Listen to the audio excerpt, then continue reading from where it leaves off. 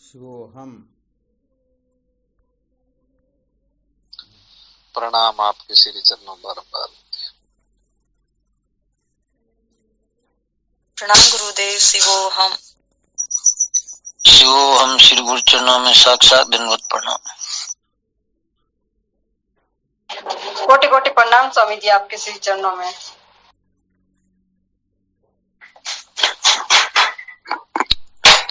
प्रणाम है स्वामी जी, अनंत बार प्रणाम है। शिवोहम प्रणाम प्रणाम।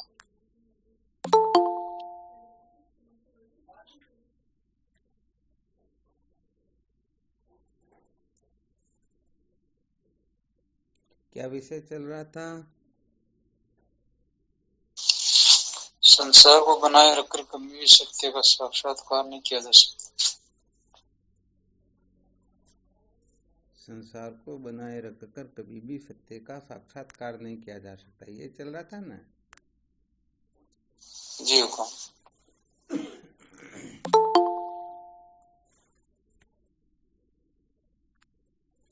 कल क्या सुनाया था इसके अंतर्गत?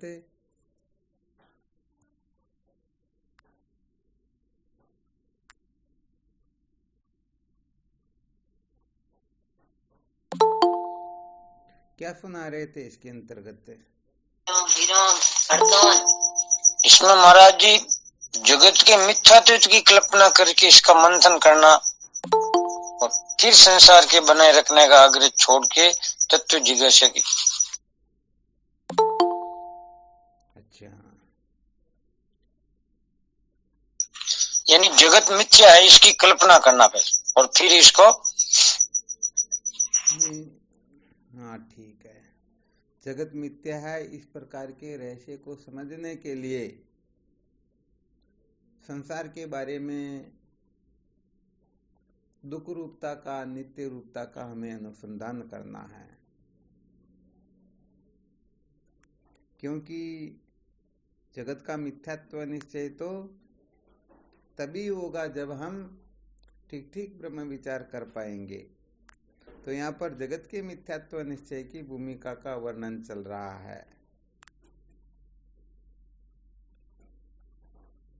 तो यहाँ पर होता क्या है कि हम विभाग बना देते हैं। क्या बना देते हैं? विभाग। ये ठीक है और ये ठीक नहीं है। जगत के बारे में भी जैसे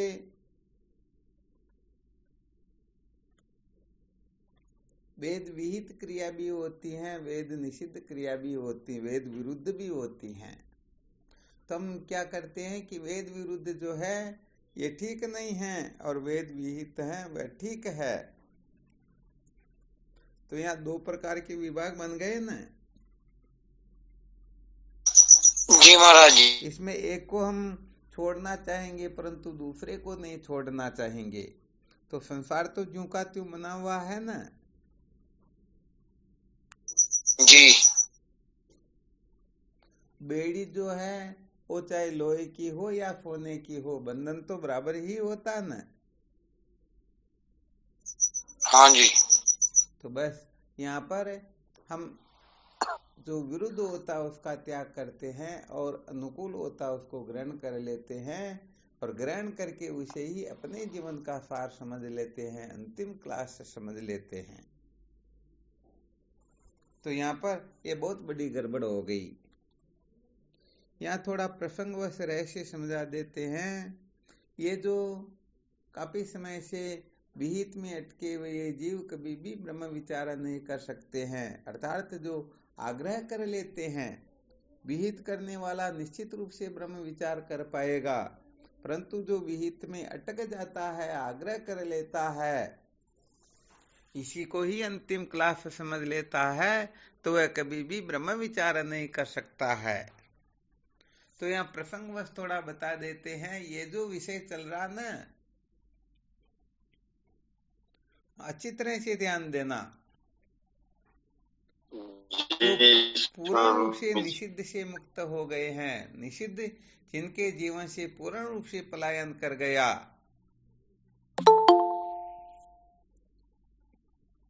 क्या बताया? निषिद्ध से मुक्त हो गए। हाँ, निषिद्ध कर्म जिनके जीवन से पूर्ण रूप से निवृत्त हो गए।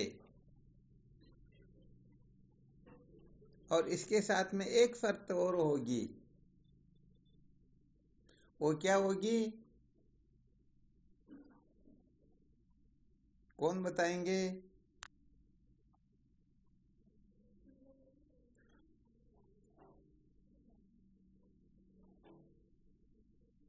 अपने हिसाब से कल्पना करके देखो, देखें क्या हो सकता है यहाँ पर।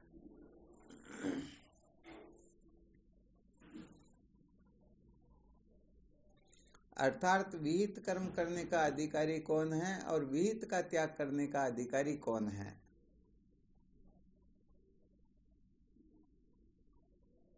विहित में आग्रह हो, विहित में आग्रह नहीं।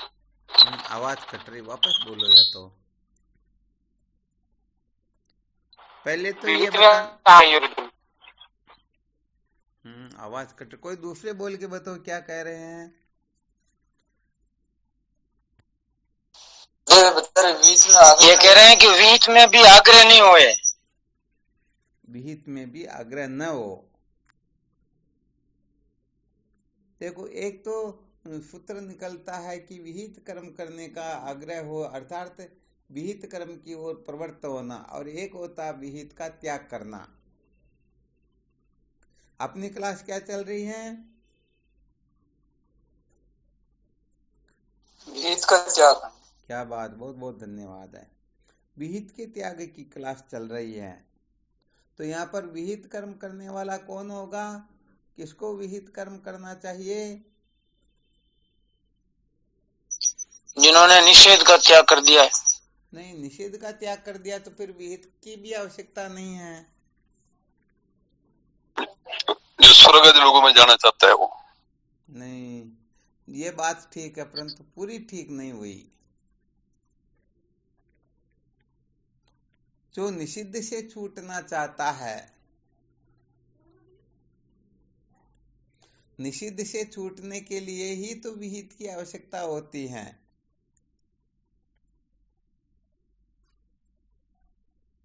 अब यहाँ पर प्रश्न ये खड़ा हो जाता है कि उस विहित में अटकेगा कौन जो स्वर्ग आदि लोकों की ही कामना रखता है। आ गया समझ में? जी स्वामी। अब यहाँ पर फिर प्रश्न खड़ा होता है कि फिर विहित का त्याग किसको करना चाहिए?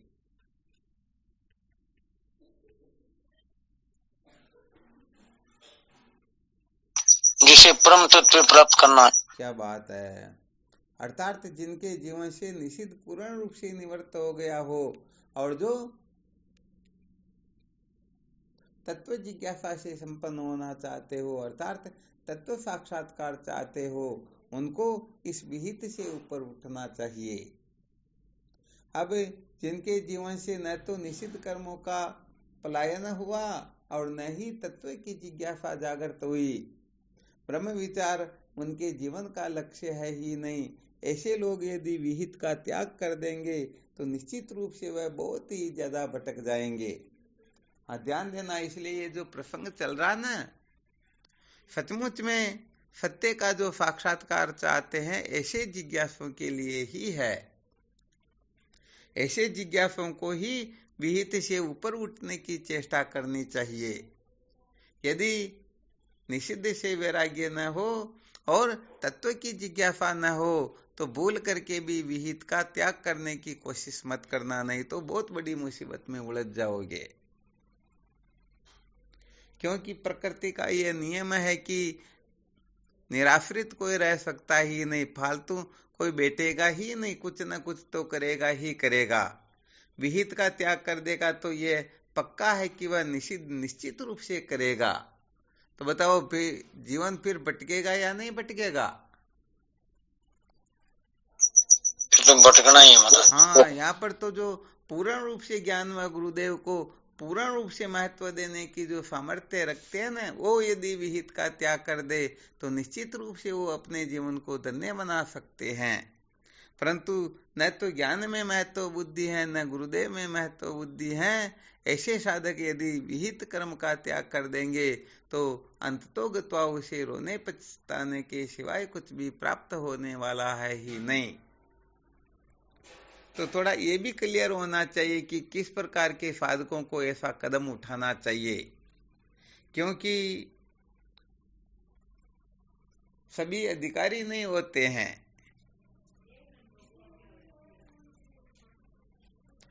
सुनने में तो बहुत सारे सुनते हैं, परंतु साक्षात्कार तो किसी किसी को ही होता न। बिल्कुल सही है।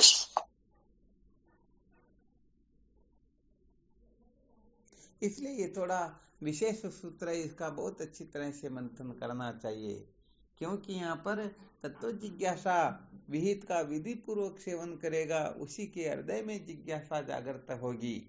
विहित का त्याग कर देगा तो उसके जीवन में तत्व की जिज्ञासा जागृत होगी ही नहीं।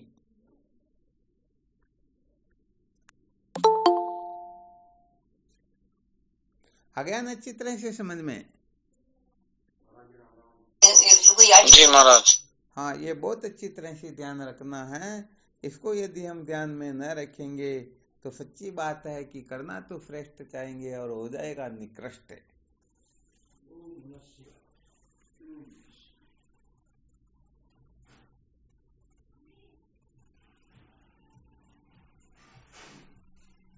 समझ में आ गया क्या?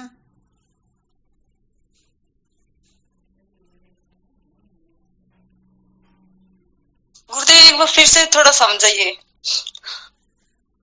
यहाँ पर समझाया ये जा रहा है कि जो निषिद्ध कर्मों से छुटकारा प्राप्त करना चाहता है उसको विहित कर्म का आश्रय लेना चाहिए। विहित कर्म का आश्रय लेने से निषिद्ध कर्म छूट जाएगा। अर्थात जिनके जीवन में मन से, वाणी से, शरीर से निषिद्ध आचरण की ओर बार बार प्रवृत्ति होती है, बार बार चिंतन होता है, बार बार चित्तवृत्ति उस तरफ जाती है, तो उनको विहित का आश्रय लेना चाहिए। विहित का मतलब वेद के अनुकूल क्रिया चेष्टा करना, वेद के अनुकूल आचरण करना। तो निषिद्ध कर्म जो है उनका त्याग कैसे होगा? विहित कर्म करने से होगा। जैसे किसी की चित्तवृत्ति संसार में हजारों लाखों करोड़ों जगह पर इधर से उधर, इधर से उधर जाती रहती, तो उसको क्या करना चाहिए? उसे शादी कर लेनी चाहिए। ये विहित का आश्रय हो गया एक प्रकार से। ये तो हम अच्छी तरह से जानते हैं ना कि जैसे बांध कितना भी बड़ा क्यों न बनाया हुआ हो, उसके यदि चद्दर नहीं लगाएंगे तो पानी बड़े से बड़े बांध को भी फोड़ देगा ना। तो यहाँ पर एक प्रकार से विहित कर्म जो शादी जो की गई है, एक प्रकार से चद्दर का काम करेगी। तो निषिद्ध उससे छूट जाएगा या नहीं छूटेगा? छूट जाएगा महाराज। तो यहाँ निषिद्ध तो छूट गया, परंतु विहित तो जू का त्यों शेष है ना। तो क्या विहित कर्म से जन्म मरण के चक्कर से मुक्ति थोड़े मिलती? जन्म मरण के चक्कर से मुक्ति तो केवल और केवल मात्र अज्ञान की निवृत्ति से ही, अविद्या के बंधन से छुटकारा मिलने पर ही ये जीव सदा सदा के लिए कृतार्थ होता है, वरना ये सचमुच में कृतार्थ होता ही नहीं। बिल्कुल क्लियर? जी गुरुदेव। तो बस ये कुल मिलाकर के निषिद्ध से छूटने का एक प्रकार से विहित साधन हो गया। अर्थात हम पहले इस जमीन पर इधर उधर भटक रहे थे, अब मंजिल पर पहुंचने के लिए हमने पहली सीढ़ी पर पैर रख दिया। परंतु विचार करके देखो, पहली सीढ़ी पर पैर रख देने मात्र से कोई मंजिल पर पहुंच जाता है क्या? नहीं पहुंचता गुरुदेव। इस सीढ़ी का भी तो त्याग करना पड़ेगा ना। जी गुरुदेव। अब इस सीढ़ी का त्याग उसे ही करना चाहिए जो सचमुच में छत पर पहुंचना चाहता है। यदि सचमुच में छत पर पहुंचने की इच्छा न हो तो इस जगह से नीचे तो नहीं उतरना चाहिए कम से कम। तो यहाँ फिर दो सूत्र निकलते हैं, जिनके जीवन से निषिद्ध पूर्ण रूप से निवृत्त हो गया हो और परमार्थ सत्य का साक्षात्कार करने की तीव्र लगन हो, वो जो तड़पन हो ना तीव्र हो, तभी इस विहित का त्याग करना चाहिए, तभी इस विहित से ऊपर उठने की चेष्टा करनी चाहिए। वरना पहले ही विहित का त्याग कर देंगे, तत्व की जिज्ञासा जागृत नहीं हुई, और यदि विहित का त्याग कर देंगे तो अच्छी तरह से समझ लेना चाहिए कि ये तत्व की जिज्ञासा जो जागृत होती है, ये विहित कर्म का विधि पूर्वक सेवन करने से ही होती हैं, अन्यथा तत्व की जिज्ञासा जागृत होती ही नहीं, चाहे कल्प कल्पांतर तक कुछ भी क्यों न करते रहे। तो ये एक विलक्षण सूत्र निकल गया, कैसे निषिद्ध का त्याग करें और किस प्रकार से विहित का त्याग करें। अच्छा, इसमें किसी को किसी भी प्रकार का संशय हो तो देख लेना, यहाँ पर शंका कर सकते हैं यदि ठीक प्रकार से समझ में नहीं आ रहा हो तो।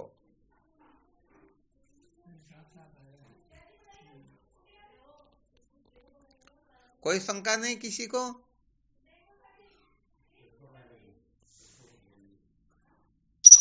नहीं महाराज जी।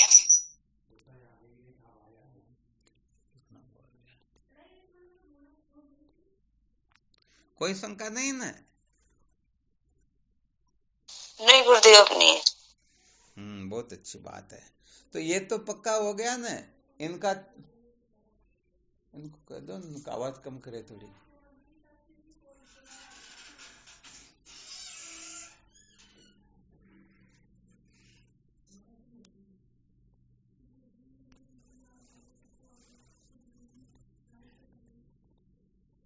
तो यह विहित कर्म का त्याग भी करना होता है, ग्रहण भी करना होता है। ग्रहण कायदे कानून से किया जाता है तो त्याग भी कानून कायदे से ही करना होता है। तो जब तत्व जिज्ञासा जागृत होती है तब इसको त्याग नहीं करना पड़ता, बल्कि ये स्वतः ही छूट जाता है। यदि छोड़ेंगे तो फिर कभी न कभी पकड़ ही लेंगे। जैसे रस्सी का साक्षात्कार होने पर सर्प की भ्रांति को मिटाना पड़ता है क्या?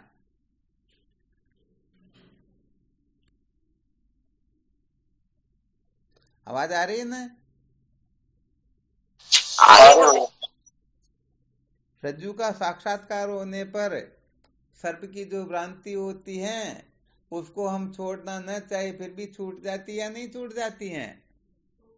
स्वामी के चरणों में साष्टांग प्रणाम, छूट जाती है स्वामी। अरे बहुत लेट जुड़ते हो, क्या बात है, समय कैसे बर्बाद कर देते हो? स्वामी जी क्षमा चाहूं। हाँ कोई बात नहीं। तो यहाँ पर ऋषि का साक्षात्कार नहीं होता है तब तक उस सर्प का त्याग होता है क्या? जैसे सीपी का साक्षात्कार नहीं होता है तब तक उस चांदी को कोई छोड़ना चाहता है क्या? और सीपी का साक्षात्कार हो गया तो उस चांदी को कोई ग्रहण करना चाहेगा क्या? नहीं चाहेगा ही नहीं, क्योंकि पहले उस चांदी को सत्य समझ रहे थे और पता चल गया वास्तव में यहाँ पर चांदी है ही नहीं। तो ज्ञान होने पर मिथ्या वस्तु का त्याग नहीं करना पड़ता, बल्कि उनके अत्यंत भाव का निश्चय हो जाता है। और जब तक उसमें महत्व बुद्धि होती है तब तक समझना चाहिए कि ज्ञान हुआ ही नहीं।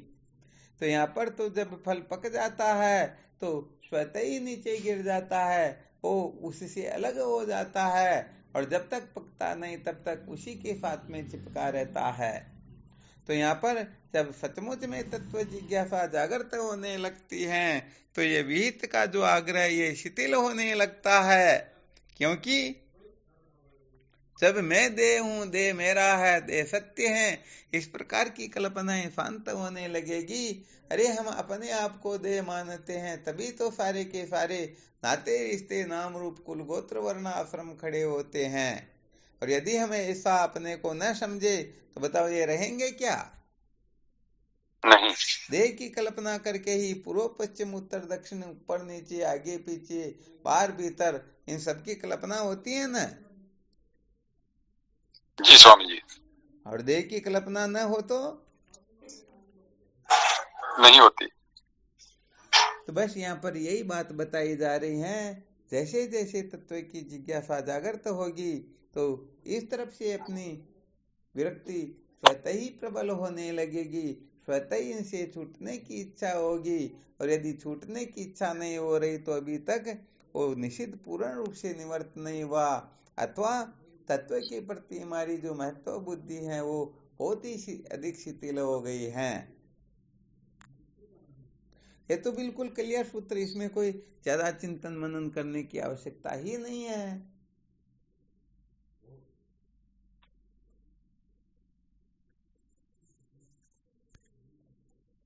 तो यह मूल सूत्र क्या निकला?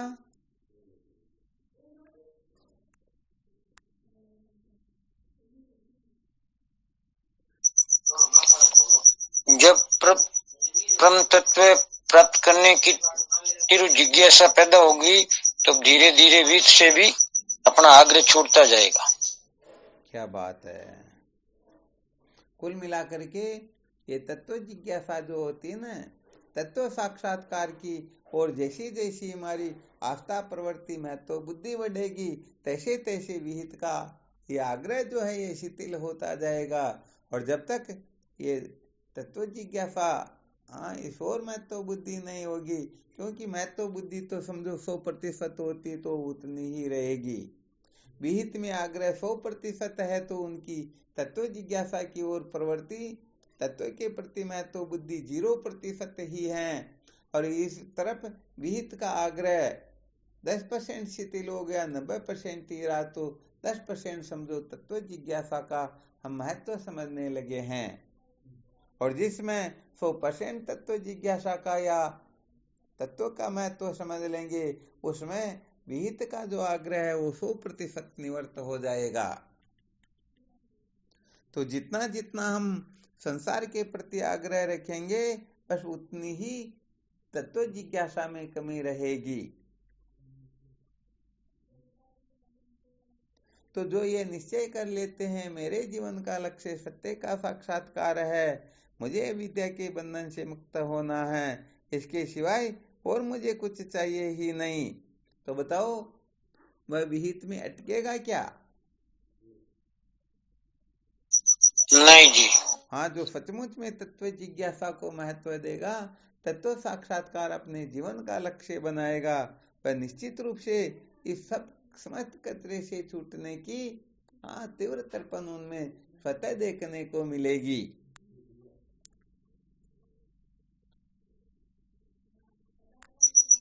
जब जब फल पकने की ओर आएगा, जब जब धीरे धीरे वो डंठल शिथिल कमजोर होता जाएगा। हाँ, इसमें क्या होता है कि संसार के प्रति विहित भोग पदार्थों के प्रति जिनकी जितनी आस्था होती ना, उनको उतना ही दुख तकलीफ होता है छोड़ते समय या छूटने लगे तो। जिनकी बिल्कुल ही आसक्ति ममता है ही नहीं, उनको एक अणुमात्र भी उसे दुख नहीं होगा। और जिनकी पूरी की पूरी आसक्ति ममता है तो उनको बहुत ही ज्यादा कष्ट दुख तकलीफ होगा।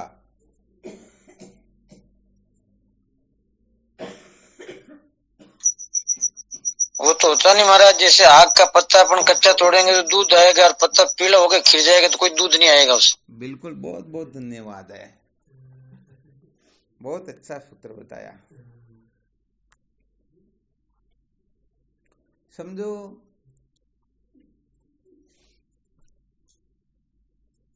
तीन मित्र कहीं जंगल से होकर के निकल रहे हैं और आगे 8-10 डाकू मिल गए और डंडा उठा लिया। भाई तुम जो पहने हुए हो ना, इनको खोल करके फेंकते चलो, अंडरवियर बनियान इसमें भले रह लेना, बाकी के कपड़े खोल के चलते बनो, नहीं तो अभी डंडे खाओगे। वो तीन जो थे उनमें से एक की कपड़े में बहुत ज्यादा आसक्ति थी और फिर टाइट भी इतने पहन रखे कि कम से कम चाहे कुछ भी क्यों ना खोलना पड़े तो 5-15 मिनट तो लगते ही लगते। तो उनकी आसक्ति भी कपड़े में बहुत ज्यादा थी और कपड़े भी बहुत ज्यादा टाइट थे, तो उसके 5-15 डंडे लगे गए। दूसरा जो था उसकी कपड़े में आसक्ति तो थी परंतु कपड़े लूज पहने हुए थे, तो 2-4 डंडे खाए और उसने खोल करके फेंक दिए। तीसरा जो था उसकी न तो कपड़े में आसक्ति थी और कपड़े बहुत ही ज्यादा लूज पहने हुए थे, तो उधर उन्होंने जैसे ही कहा इसने तुरंत कपड़ों को खोल के उनकी ओर फेंक दिया, उसके एक भी डंडा नहीं लगा। जिनकी आसक्ति थी परंतु कपड़े लूज थे उनके 2-4 डंडे लगे, और जिनकी आसक्ति भी बहुत ज्यादा थी और कपड़े भी बहुत ज्यादा टाइट थे उनके 10-20 डंडे लग गए। आ गया समझ में?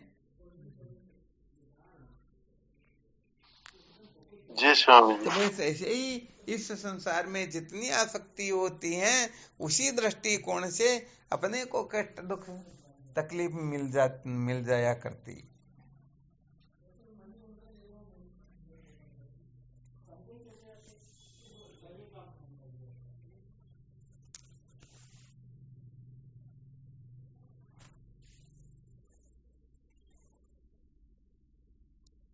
आवाज आ रही है? जी महाराज जी। तो रहस्य समझ में आ गया ना? जिनकी विहित में जितनी आसक्ति होगी, जितनी अधिक पकड़ होगी, वह उतना ही कष्ट दुख तकलीफ में रहेगा, वह उसको छोड़ना चाहेगा ही नहीं। यहाँ यमराज भी आ जाएंगे तो भी वो डंडे जरूर खा लेगा, फिर भी छोड़ना नहीं चाहेगा। और जो इसकी असलियत को समझ जाते हैं वो तो एक दिन लोक कुटुंब से बिछुड़ना तो होई, ताते हम पहले तजो होकर न कोई। साधु विचार कर भली समझिया, दीनी जगत को पूट, पाचे दिकी बिगड़ती पहली बैठा रूट। पता लग गया भाई यहाँ से बर्खास्त होने वाले हैं तो इस्तीफा देने में फायदा है ना। तो भाई यहाँ पर तो सचमुच में जो साधक इस रहस्य को अच्छी तरह से समझ जाते हैं वे ही यहाँ पर कृतार्थ होते हैं, वे ही सचमुच में जीवन को धन्य बना पाते हैं। वरना सच्ची बात यह है कि ये बड़े बड़े गड़बड़ घोटाले दिमाग से निकलते ही नहीं, और ये जीव दिनहीन ही बना रह जाता है।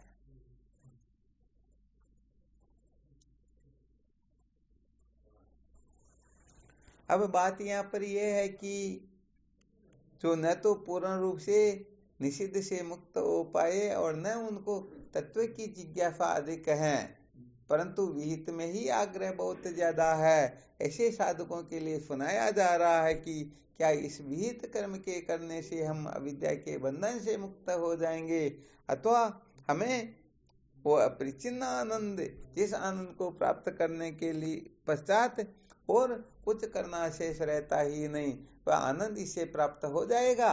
बस इसी जगह पर अपने को फिर विचार करना है, मंथन करना है।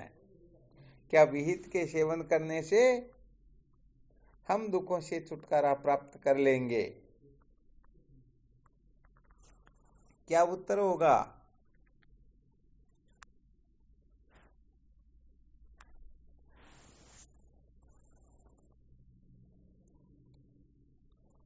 आवाज नहीं शिवोहम। हाँ, शिवोहम। कितना ही कर लो विहित, लेकिन अविद्या के बंधन से निवृत्त नहीं हो सकते। नहीं हो सकते है ना? क्यों नहीं हो सकते हैं? क्योंकि करने से कर्तापना छूटता ही नहीं, कर्तापना और पुष्ट होता है। जैसे कृषि में प्रत्येमान सर्प को दूध पिलाने के लिए जाओ, चाहे मारने के लिए जाओ, सर्प की भ्रांति तो ज्यादा ही दृढ़ होगी ना। हाँ जी स्वामी। तो करने से कर्तापना थोड़ी छूटता। जी स्वामी। और विविध भोगों को भोगने से भोगतापना थोड़े छूटेगा। मैं भोगता हूँ, इस प्रकार की प्रतिक्रिया तो उसी समय उदय होगी ना। और कुछ भी छोड़ेंगे तो परिचिनता तो जू की त्यों नहीं रहेगी। तो यह कृतित्व, भोक्तृत्व, प्रचिन्नत्व है, सद्वितीयत्व है, संसारित्व ये तो ज्यों का त्यों बना हुआ है, और जब ये ज्यों के त्यों बने हुए हैं तो बताओ जीवन सार्थक कब होगा? जीवन सार्थक तो इनका क्या करने से। क्या बात है। तो अविद्या की निवृत्ति सचमुच में इससे होती ही नहीं, यही विशेष बात है। स्वामी जी वो विश्वामित्र जी 60,000 वर्ष पर निर्मल स्वर्ग बनाए दो शायद, तो ही कहीं अविद्या की निवृत्ति थोड़ी है। नहीं, सवाल ही नहीं है। वैसे देखा जाए तो हम स्वप्न में पूरा का पूरा संसार बना लेते हैं, तो क्या उसी अविद्या की निवृत्ति हो जाती क्या? नहीं होती है। हाँ, अविद्या की निवृत्ति तो सचमुच में होती ही नहीं। अविद्या की निवृत्ति का साक्षात साधन केवल मात्र ब्रह्म विद्या ही है, इसके सिवाय और कोई साधन न भूतो न भविष्यति। जय हो स्वामी जी। क्योंकि वो सोने से या सपने से जो कष्ट दुख हो रहा है ना, उसे छूटना हो तो जगे बिना काम थोड़े चलता। जो सपने सिर काटे कोई, बिन जाग्या दुख दूर न होई। बिना जगे दुखों की निवृत्ति हो सकती क्या? नहीं होती स्वामी। हाँ, नहीं होती है, बिल्कुल सत्य बात है। तो स्वामी जी के नीचे एक चौपाई हो रही है जो पूछ है, जो आज याद आएगी मुझे। हाँ, फरमाओ। यही जग जामिनी जागई जोगी, परमारती प्रपंच वियोगी। क्या बात है। अपने स्वरूप में जग जाता है, उनके लिए तो क्या प्रपंच, कहाँ पर प्रपंच है। हाँ, ऐसा जान के वो सपने का संसार कहाँ पर है। जब तक स्वप्न देखते हैं तब तक ही ये स्वप्न का संसार होता है। जगने के पश्चात सत्ता रहती कुछ भी नहीं, कुछ रहता ही नहीं। महाराज जी वो नींद वाला तो छोटा सपना है, लेकिन ये भी तो बहुत बड़ा सपना है। हाँ, जैसे मान लो सब, महाराज जी एक मिनट। हाँ बिल्कुल। कि जैसे अपन स्वप्न में आया और सब कुछ देखा, दुख देखा, सुख देखा, जो भी, जैसे ही जगते हैं तो अपने अपने मन में सोच लेते हैं ये तो झूठा था। बिल्कुल ठीक है। लेकिन इस वास्तविक जो ये सपना है इसको अपन झूठा नहीं मानते, उसको तो झूठा मान लिया। और जब तक अगर इसको झूठा नहीं मानोगे जब तक मामला बनेगा ही नहीं। हाँ, होता क्या है कि उस स्वप्न को झूठा जानने के लिए जगना पड़ता है, तो इस जागृत स्वप्न को झूठा जानने के लिए भी जगना पड़ता है। और यहाँ जगने का अर्थ होता है जब बुद्धि तुरीय तत्व में प्रतिष्ठित हो जाती है तभी जगत आभास मात्र प्रतीत होता है। जब तक बुद्धि तुरीय तत्व में प्रतिष्ठित नहीं होती है तब तक ये जगत आभास मात्र प्रतीत होता ही नहीं, ज्यों का त्यों सत्य ही प्रतीत होता है। ये विशेष बात है। जी स्वामी। अब अपनी बुद्धि तो जागर स्वप्न सुसुप्ति इनको ही लक्ष्य बना करके पंचकोशों में ही अटकी रहती हैं, 3 शरीरों को ही ग्रहण करती हैं और इनके लिए ही ग्रहण त्याग कर्तव्य का विधान करती हैं। तो बताओ तुरीय तत्व को हम छू रहे हैं क्या? नहीं। यहाँ पर तो कहने का मतलब तंबू में भी प्रवेश करना चाहते हैं और सिर पर वो क्या बोलते उनका जो उसको मारवाड़ी में तो मतारी बोलते हैं उसको। क्या बात है। उसको सिर पर रख करके फिर प्रवेश करना चाहते तो उनके कांटे वो टेढ़े टाइप के होते हैं, तो कोई नहीं जा सकता। प्रवेश कर पाएंगे क्या? नहीं जी। तो बस इसीलिए पहले ये तत्व पद का शोधन भी करना होता है। 3 शरीर 3 अवस्था पंचकोश से सचमुच में ऊपर उठना होता है। इसमें से हेमता ममता का निराकरण करना होता है। इनको सत्य प्रिय रमणीय समझ करके इनको बनाए रख करके इनको महत्व दे करके इनके पीछे पागल हो करके सचमुच में हम अविद्या के बंधन से छुटकारा स्वप्न में भी प्राप्त नहीं कर सकते हैं। ये विशेष बात होती है।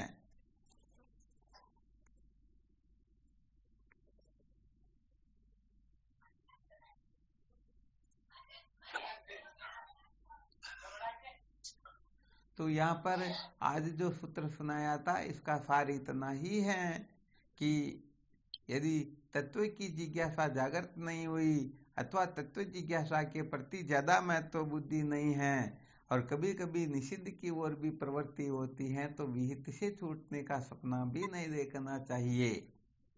और सचमुच में तत्व जिज्ञासा है, हमें तो सत्य का साक्षात्कार करना है, तो ये बिल्कुल पक्का है कि यहाँ पर विहित को भी एक तरफ करना होता है, विहित से भी छूटना होता है। तो जो विहित से छूटना चाहते हैं तो समझो निषिद्ध से तो पूर्ण रूप से छूटे हुए है ही है। जी स्वामी। तो बस अपने अपने दृष्टिकोण से इस सूत्र को हृदयंगम करना है, समझना है और अपने जीवन में प्रतिष्ठित करना है। ये बिल्कुल पक्का समझो, जिस दिन विहित से वैराग्य होगा उसी दिन तत्व की जिज्ञासा जागृत होगी। ये विवेक जो जागृत होता है ना, ये विवेक वह अग्नि होती है जो निश्चित हो या विहित हो सबको जला करके भस्म कर देता है। जी स्वामी।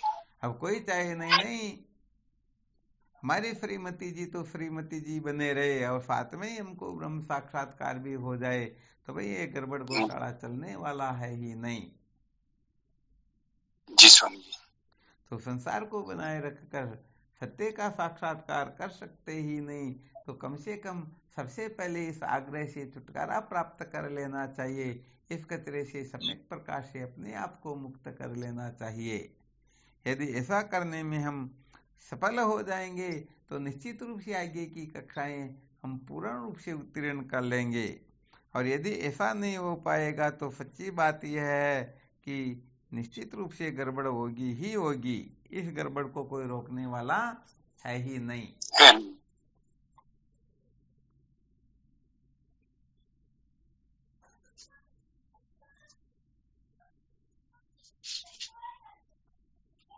मृग तृष्णा के जल की असलियत को समझ लेने के पश्चात भी यदि कोई उसी ओर दौड़ता रहता है तो उसे ज्यादा मूर्ख संसार में और कौन होगा? और कोई नहीं हो सकता। हाँ, तो संसार को असत्य समझ करके फिर भी संसार की ओर प्रवृत्त होता तो उनके जैसा ना समझ मूर्ख संसार में होगा ही कौन?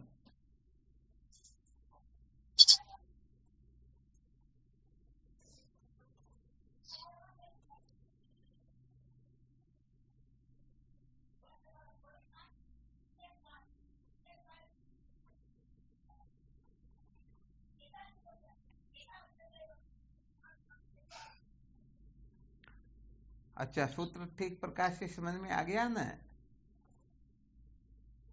हमें ग्रहण करना चाहिए या त्याग करना चाहिए, या क्या करना चाहिए क्या नहीं करना चाहिए, शायद रहस्य अच्छी तरह से समझ में आ गया होगा विहित के बारे में। हाँ, किसी को समझ में नहीं आ गया हो तो संकेत कर सकते हैं।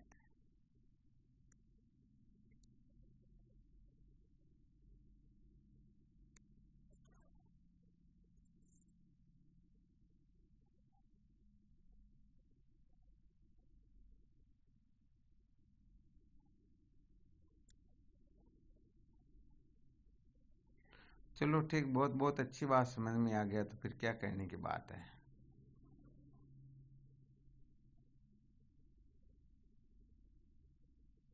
कुल मिला गुरुदेव समझ में तो आ गया, जीवन में लागू हो तब ठीक है। हाँ, बिल्कुल सत्य बात है। ये पक्का नियम होता है कि जहाँ से अपने को छूटना होता है वहाँ दोष दृष्टि करनी होती है, और जहाँ प्रवृत्त होना हो वहाँ पर हमें क्या करनी होगी?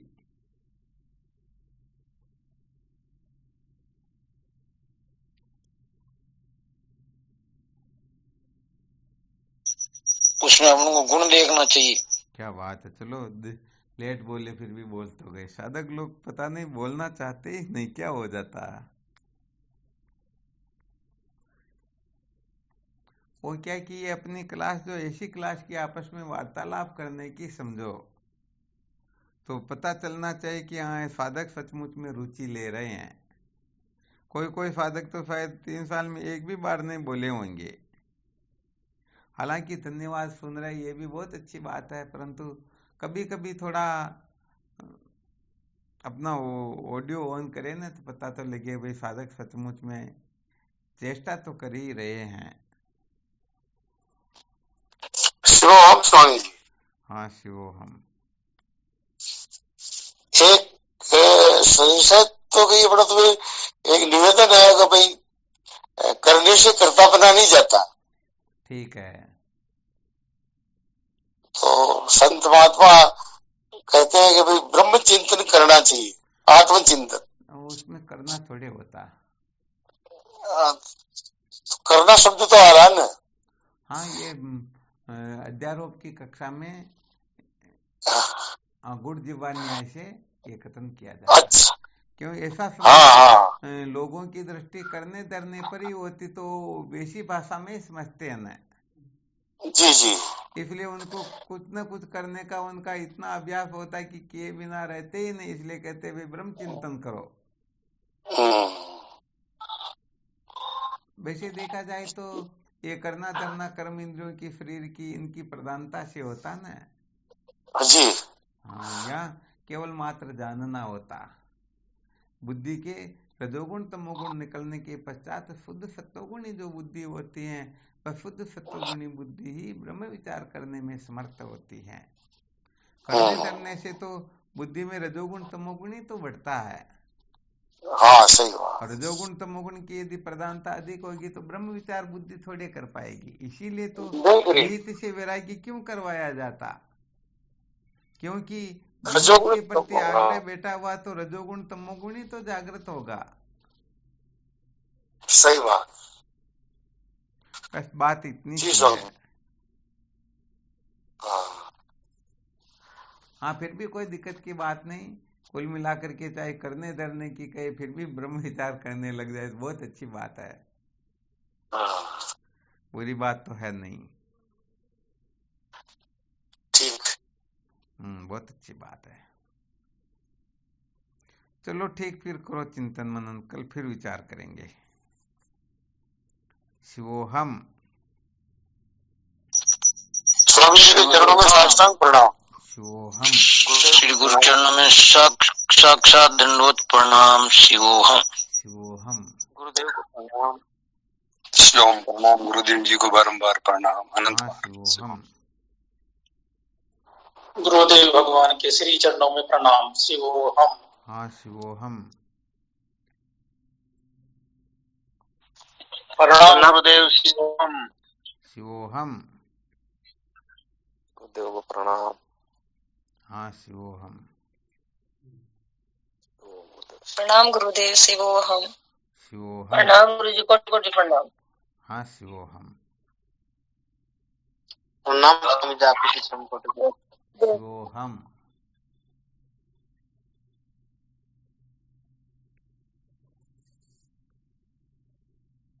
शिवोहम गुरुदेव।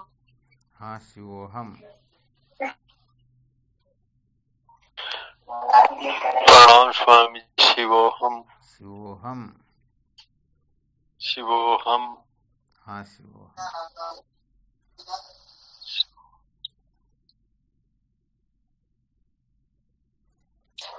हमारा सतगुरु चरण में कोटि कोटि प्रणाम बाबू। शिवोहम।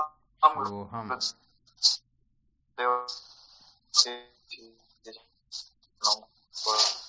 प्रणाम। शिवोहम। हाँ शिवोहम।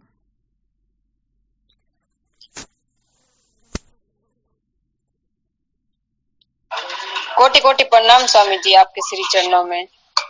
शिवोहम। प्रणाम गुरुदेव। शिवोहम। हाँ शिवोहम।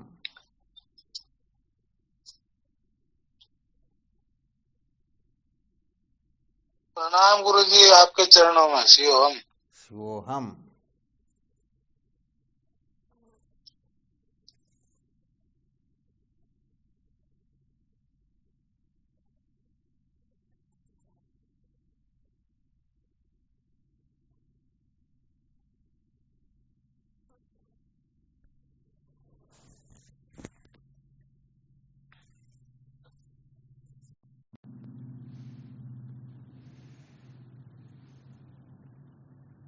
ठीक शिवोहम।